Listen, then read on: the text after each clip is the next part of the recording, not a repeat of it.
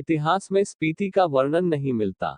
क्यों? उत्तर, स्पीति हिमाचल की ऊंची पर्वत श्रेणियों से घिरा एक ऐसा दुर्गम स्थल है जहां पहुंचना सामान्य लोगों के वश में नहीं है। संचार माध्यमों एवं आवागमन के साधनों का अभाव है, अतः यहां दूसरे देशों की जानकारी नहीं होती। स्पीति का भूगोल अलंघ्य है। साल में 8-9 महीने बर्फ रहती है तथा यह संसार से कटा रहता है।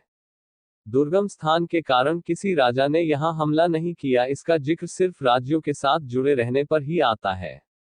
मानवीय गतिविधियों के अभाव के कारण यहां इतिहास नहीं बना। यह क्षेत्र प्रायः स्वायत्त ही रहा है। प्रश्न 2, स्पीति के लोग जीवनयापन के लिए किन कठिनाइयों का सामना करते हैं? उत्तर, स्पीति के लोग जीवन यापन के लिए अनेक प्रकार की कठिनाइयों का सामना करते हैं। यहाँ के निवासी संचार के साधनों से रहित होने के कारण आपस में एक दूसरे से कटे रहते हैं। यहाँ ठंड की अधिकता, वर्षा की कमी और वायुमंडल के दबाव के कारण हरियाली और पेड़ पौधों का अभाव है, जिससे यहाँ के निवासियों को सर्दी में अपने घरों को गर्म रखने के लिए लकड़ियां तक नहीं मिलती। 8-9 महीने सर्दी की ऋतु रहने के कारण वे घरों से बाहर नहीं निकल पाते।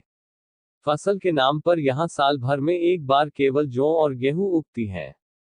सब्जी केवल सरसों और मटर की ही होती है। इन्हीं से इन्हें जीवन यापन करना पड़ता है। इतना ही नहीं, यहाँ के रास्ते चलने की दृष्टि से भी अत्यंत दुर्गम है। प्रश्न 3, लेखक माने श्रेणी का नाम बौद्धों के माने मंत्र के नाम पर करने के पक्ष में क्यों है? उत्तर, स्पीति के दक्षिण में जो पर्वत श्रेणी है वह माने श्रेणी कहलाती है। लेखक का मानना है कि इस श्रेणी का नाम बौद्धों के माने मंत्र के नाम पर रख गया है क्योंकि ओम मणि पद्मे हूं इनका बीज मंत्र है।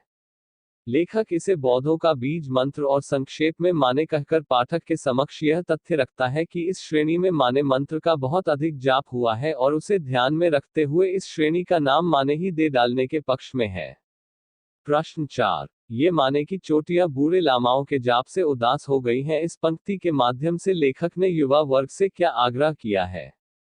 उत्तर, लेखक ने बताया है कि माने पर्वत श्रेणियां बूढ़े लामाओं के जाप से उदास हो गई हैं क्योंकि उन्होंने यहाँ बहुत अधिक सालों तक जाप किया है। उनके जाप से यहाँ का वातावरण बोझिल व नीरस हो गया है।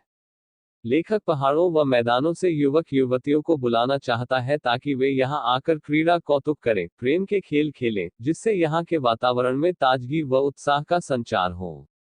चोटियों पर चढ़ने से जीवन औगराय लेने लगेगा। युवाओं के अट्टहास से चोटियों पर जमा आर्तनाद पिघलेगा। प्रश्न 5, वर्षा यहाँ एक घटना है, एक सुखद संयोग है, लेखक ने ऐसा क्यों कहा है? उत्तर, लेखक ने बतलाया है कि स्पीति में वर्षा नहीं के बराबर होती है क्योंकि यह मानसून की पहुंच से परे है। लेखक ने जब यहां पहुंचने पर वर्षा की बूंदों की आवाज सुनी तो कहने लगा था कि बस एक घटना है, सुखद संयोग है, इसलिए यहां पेड़ नहीं होते। जिस दिन यहां कभी वर्षा होती है उसे यहां के निवासी सुख का चिन्ह मानते हैं। प्रश्न 6, स्पीति अन्य पर्वतीय स्थलों से किस प्रकार भिन्न है? उत्तर, स्पीति अन्य पर्वतीय स्थलों से बहुत भिन्न है, जैसे क, स्पीति के पहाड़ों की ऊंचाई 13,000 से 21,000 फीट तक की है। ये अत्यंत दुर्गम है। ख, यहाँ के दर्रे बहुत ऊंचे व दुर्गम है। ग, यहाँ साल में 8-9 महीने बर्फ जमी रहती है। घ, यहाँ वर्षा नहीं होती तथा पेड़ व हरियाली का नामोनिशान नहीं है। च, यहाँ सिर्फ 2 ऋतुएं होती हैं, वसंत व शीत ऋतु। छ, यहाँ परिवहन व संचार का कोई साधन नहीं है। ज, यहाँ आबादी कम है। यहाँ प्रति किलोमीटर 4 व्यक्ति रहते हैं।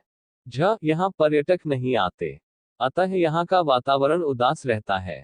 प्रश्न 7, शिव का अट्टहास नहीं, हिम का आर्तनाद है, स्पष्ट कीजिए। उत्तर, लेखक बताता है कि पहाड़ के शिखरों पर जो बर्फ जमी होती है उसे शिव की तेज हंसी का कारण माना जाता है, परंतु स्पीति में यह मान्यता लागू नहीं होती। यहाँ बर्फ कष्टों का प्रतीक है। जीवन में इतने अभाव हैं कि यहाँ दर्द के सिवाय कुछ नहीं है। यही चीख पुकार दर्द बर्फ के रूप में जमा हो गया है। प्रश्न 8, स्पीति में बारिश पाठ का प्रतिपादय बताएं। उत्तर, यह पाठ एक यात्रा वृतांत है। स्पीति हिमाचल के मध्य में स्थित है। यह स्थान अपनी भौगोलिक एवं प्राकृतिक विशेषताओं के कारण अन्य पर्वतीय स्थलों से भिन्न है। लेखक ने यहाँ की जनसंख्या, ऋतु, फसल, जलवायु व भूगोल का वर्णन किया है। ये एक दूसरे से संबंधित हैं। उन्होंने दुर्गम क्षेत्र स्पीति में रहने वाले लोगों के कठिनाई भरे जीवन का भी वर्णन किया है। कुछ युवा पर्यटकों का पहुंचना स्पीति के पर्यावरण को बदल सकता है। ठंडे रेगिस्तान जैसे स्पीति के लिए उनका आना वहां बूंदों भरा एक सुखद संयोग बन सकता है।